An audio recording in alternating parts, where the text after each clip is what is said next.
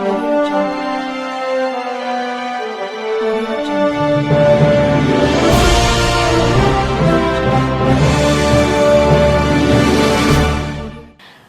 আপনাদের সবাইকে। আপনারা দেখছেন স্টার প্রোডাকশন। আমাকে দেখছেন আগের মতো, আগের রূপে নয়, অন্যরকম ভাবে, অন্যরকম রূপে।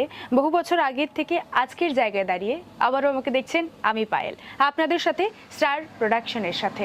আপনারা দেখছেন বিভিন্ন জায়গা থেকে, বিভিন্ন প্রান্তর থেকে।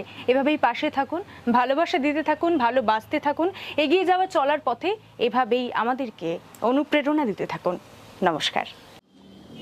দাদা যে কথাটা বলছিলেন সেখানে যে কোনো কাজ করতে গেলে কিন্তু তার একটা বেসিক এডুকেশন দরকার সেই বিষয়ের প্রতি, এবং সেই সাথে আর একটা ব্যাপার হচ্ছে যে একটা জেনারেল এডুকেশন সেটার কথা উনি বলছিলেন, এবং সেই সাথে বলছিলেন কালজয়ী হবার কথা। আজও রানার গায়ের বধূ মানুষ শোনেন, এই পদ যদি না শেষ হয় সপ্তপদীর কথা বলছিলেন। সেই কালজয়ী হওয়ার কথা বলছিলেন যে সৃষ্টি যা কিছু হবে সেটা প্রথমত মৌলিক হতে হবে, এবং সেই সাথে সাহিত্যধর্মী হতে হবে, সাহিত্যকে ভুলে গেলে চলবে না। এবং সেই সাথে কিন্তু সেই প্রেক্ষাপটটাকে অর্জন করতে গেলে কিন্তু তার আগে প্রদীপের আগে তো প্রদীপ জ্বালানোর আগে সলতে পাকানোর কাজ করতে হয়, সেইভাবে কিন্তু আমাদের সেই শিক্ষায় শিক্ষিত হতে হবে। সেই কথা উনি বলছিলেন। আগামী প্রজন্মের জন্য এটাই ছিল তার বার্তা। এবং সেই কথা বলতে বলতে যেটা বলতে হয় সেটা হচ্ছে সত্যজিৎ বাবুর কথা এলো, গৌতম বাবুর কথা এলো। দাদার কিছু কাজের প্রস্তুতি দেখছিলাম। সত্যজিৎ রায় যখন তার শুটিং করতেন সেখানে সেই জায়গায় কিন্তু তার প্রত্যেকটা দৃশ্যের ফ্রেম বাই ফ্রেম ওনার একটা খেরোর খাতা ছিল, সেখানে উনি স্কেচ করে রাখতেন। তো দাদার কাজের ক্ষেত্রেও কিন্তু এরকম কিছু স্কেচ দেখতে পেলাম। এরকম কিন্তু কখনো যাত্রার ক্ষেত্রে কেউ এর আগে করেছেন বলে শোনা যায়নি। তো আমার বন্ধু তাপস বলছিল যে যাত্রা জগতের সত্যজিৎ, এই কথাটা উনি বলছিলেন সূর্যকিরণ বাবুর উদ্দেশ্যে। তো এই আইডিয়াটা কোথা থেকে এলো আপনার, এইভাবে ফ্রেম বাই ফ্রেম আঁকা? দেখুন, আমার কাছে একটা সত্যজিৎ ফাইল আছে, সত্যজিৎ রায় ফাইল। আমি ওনার জীবনী কালেকশন করে, মানে বিভিন্ন পত্রিকা, পত্রিকা, কাগজ, বিভিন্ন জায়গা থেকে কেটে আমি একটা বই তৈরি করেছি। এরকম মোটা বই আছে আমার কাছে, যে সত্যজিৎ রায় অ্যাঙ্গেল মাপছেন, সত্যজিৎ রায় আপনার ক্রিকেট খেলছেন, এরম অসংখ্য জিনিস আমার কাছে আছে। হ্যাঁ, আমি অনেক মানুষেরই এরম কাহিনী জড়ো করে আমার আলমারিতে আছে, বাঁধানো বই আছে। বিভিন্ন পত্রিকা এখান থেকে কুড়িয়ে কাড়িয়ে নিয়ে এসে আমি জোগাড় করেছি। বাংলা কাগজ নিয়ে যাচ্ছে, তার থেকে টেনে ছিঁড়ে নিয়েছি, নিয়ে দেখেছি, নিয়ে সেখান থেকে কিছু কেটে বার করেছি। এটা আমার নেশা পেশা বলতে পারেন, যেটাই হোক, নেশাটাই বেশি। আর দ্বিতীয় কথা যে একটা জিনিস আমি দাদার কথায় বলতে ভুলে গেলাম, সেটা হচ্ছে যে ধরুন, কাউকে ছোট বা কিছু করার জন্য বলিনি। অনেকে বলে যে কলকাতায় অপেরা বাড়িতে গেলেন না কেন? আমি একটা চাকরি করতাম আইসিআইতে, পরবর্তীকালে ক্যাননে 7 বছর চাকরি করি। আমার মিসেস হাই স্কুলে অ্যাসিস্ট্যান্ট হেডমিস্ট্রেস ছিল, বর্তমানে ছেলেও ইনফোসিসের প্রজেক্ট ডেপুটি ম্যানেজার। তো হাঁড়িতে জল চাপাবো, গিয়ে যাত্রা করতে যাবো, এটা করিনি। আপনি বলেন সবাইকে হাঁড়িতে জল চাপেই যায় না, কিন্তু একটা ম্যাক্সিমাম লোক যায়। এবং অপেরা বাড়ির যে যারা অভিনয় করে শেষ জীবনটা কী দুঃখের আপনি জানেন না। আমি শেখর গাঙ্গুলিকে দেখেছি, আমার ছাত্র, সিঙ্গুরে যিনি পেট্রোল পাম্প আছে, আমার ছাত্র রাজু, তার বাড়িতে আশ্রয় ছিল। এবং শেষ টাইমটা মানে এত করুণ অবস্থা, একটু ড্রিঙ্কস পাওয়ার জন্য হাত পাততেন। আবার কবি মজুমদারকে দেখেছি, তরুণ অপেরার খুব বিখ্যাত অভিনেতা। উনি মারা যাওয়ার পর আমি ওনার এই ফিল্ডে কাজ করতে গেছি, কাষ্টকুড়ুম্বা বলে একটা জায়গায়। লোকটার পাটা পচে গেছিলো জানেন তো, ওই ছেলেগুলো কেটে বাদ দিয়েছিল, অনেক কিছু করেছিল। আমি যখন করতে গেলাম বললাম ওনার স্ত্রীকে ডেকে নিয়ে এসো, সম্বর্ধনা দাও, মরণোত্তর সম্মান দাও, এসব বলেছিলাম। তো আজকে ধরুন শিল্প যত ভালো, গান বাজনা যে কোনো জিনিসে, আগে আমি বলবো একটা মানুষ হতে শিখুন, একটা চরিত্র তৈরি করুন, তবে শিল্পী হবেন।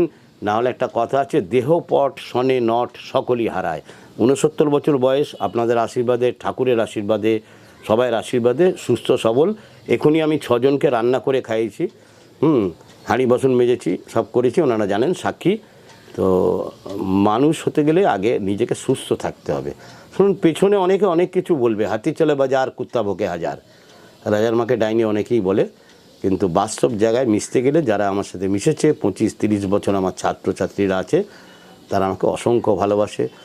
আপনি নালিকুলে একটি গ্রুপ আছে মৌসুমী ট্রুপস বলে, যাকে দ্বিতীয় সুধাচন্দ্র বলা হয়, যার 8টি স্কুল আছে, 350 ছাত্রছাত্রী আছে। তার যে প্রতি বছর অ্যানুয়াল ড্যান্স প্রোগ্রামটা হয়, তার কোরিওগ্রাফ, লাইটিং এবং তার যে স্ক্রিপ্ট হয় সেটা আমি করি, আজও করি। সে যখন ছোট্ট বাচ্চা ছিল তখন থেকে, তো এবছরও করব। গত বছর আমি সুচিত্রার উপরে করেছিলাম। 100-500 টাকার টিকিট হয় হরিপাল লোকমঞ্চে, বিচার্য। আপনারা ডেট পেলে অনুভব করে দেখবেন, দেখে জানবেন যে সূর্যকিরণ কি করতে পারে, কি হয়। প্রসঙ্গত উল্লেখ্য যে রুদ্রবাবু, মাননীয় রুদ্রপ্রসাদ সেনগুপ্ত, উনি একটা কথা প্রায়ই বলে থাকেন যে একজন অভিনেতা তখনই সার্থক অভিনেতা হবেন, একজন অভিনেতা বা অভিনেত্রী, যখন তিনি জানবেন যে কোন দোকানে ভালো চা পাওয়া যায়।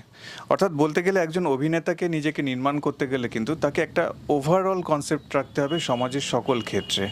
তো দাদার কাছে যতক্ষণ আমরা এলাম, এসে কিন্তু কোনো মুহূর্ত ওনাকে বসে থাকতে দেখিনি। উনি যেমন আমাদের সাথে সময় দিয়েছেন, কথা বলেছেন, ওনার কাছ থেকে বেশ কিছু জিনিস শিখতে পারছি, ঠিক সেই একইভাবে বলতে গেলে কিন্তু উনি কিন্তু সারাক্ষণই কোনো না কোনো কাজের মধ্যে নিজেকে ব্যাপৃত রেখেছেন। এত এনার্জি পান কোথা থেকে? অনেক কিছু খাই না, ডিমের কুসুম খাই না, বিরিয়ানি রাইস কোথাও খাই না। নিজে বানালে খাবো, নাহলে খাবো না। সারা জীবনে কোনো দিন ঝালমুড়ি কিনে খাইনি ট্রেনে, কোনো দিন ডিম সেদ্ধ, ছোলা সেদ্ধ, কাঁচা কোথাও জল খাইনি। হ্যাঁ, কারোর বিছানা ব্যবহার করিনি, কারোর চাদর মশারি ব্যবহার করিনি, কোনো মশারি বলছি সাবান টাবান কোনো ব্যবহার করিনি। খুব স্বচ্ছতার সঙ্গে থাকি। আর আমি জানি যে একটা জীবনযাত্রা বাঁচাতে গেলে কিছু সংস্রব ত্যাগ করতে হয়, যেখান থেকে আপনি সুস্থ সবল থাকবেন। আমার বয়সে আমার বন্ধুবান্ধব আছে যাদের চুল নেই, দাঁত নেই, চোখ নেই। আমি রীতিমতো ব্যায়াম করি, আমার পাড়ার লোকরা জানে। আমি ওপেন স্টেজে ব্যায়াম করি, আমার পাড়ার লোকরা জানে। আমার এক ছাত্র আছে, আমাকে মেসেজ করে। কিছুদিন কাজের খুব চাপ আছে বলে হচ্ছে না, নাহলে আমি কি ব্যায়াম করি আপনারা জানেন। আমার পাড়ার লোকরা দেখতে পায় আমি আমার এই মিলন মঞ্চের উপর দাঁড়িয়ে ব্যায়াম করি, রীতিমতো যোগ ব্যায়াম করি। সাংস্কৃতিক ক্ষেত্রের বাইরে সামাজিক ক্ষেত্র নিয়েও নিজেকে ব্যাপৃত রেখেছেন। আমি তো লোকাল বলুন। হ্যাঁ, তো সেই জায়গায় দাঁড়িয়ে কিন্তু মানে আমরা সেই বিষয় সম্পর্কেও দর্শকের কাছে, আমাদের স্টার প্রোডাকশনে যারা দর্শক, তাদেরকে অবহিত করতে চাই, এবং সেই সাথে কোনো সোশ্যাল মেসেজ যদি আপনার থাকে সেটাও কিন্তু দেবেন। এই বদ্যিবাটি শাওড়াপুলি এলাকায় বিশেষ চাহিদা সম্পন্ন, মানে হ্যান্ডিক্যাপ যাদের বলেন আপনার ইংরেজিতে, মানে চলতে পারে না, হ্যাঁ চলতে পারে না, বিকলাঙ্গ বা চোখ অন্ধ বিশেষ করে, তাদের আমি চিফ অ্যাডভাইসার। এবং আপনারা জানেন বৈদ্যবাটি সরকারি আবাসনের দুর্গা উৎসব পূজা কমিটির যে 4 দিন অ্যারেঞ্জমেন্ট হয়েছিল, সেখানে তারা তাদের হাতের তৈরি জিনিসপত্র বিক্রি করেছিল, এবং আমি কিছু লোকের কাছ থেকে ভিক্ষে চেয়েছিলাম, কিছু পয়সা তাদের কালেকশন করে দিয়েছি, এবং তাদের আমি চিফ অ্যাডভাইসার হিসেবে আমার নৈতিক দায়িত্ব আছে। এবং ধরুন 30শে মে, আপনার 30শে নভেম্বর একটা শাওড়াপুলিতে ওদেরই ব্লাড ডোনেশন ক্যাম্প হবে। সেখানে আমি তার যতটা পারবো আমার দিক থেকে যা করার, ওর কেননা ওরা আমার উপরে একটা বড় ভরসা করে।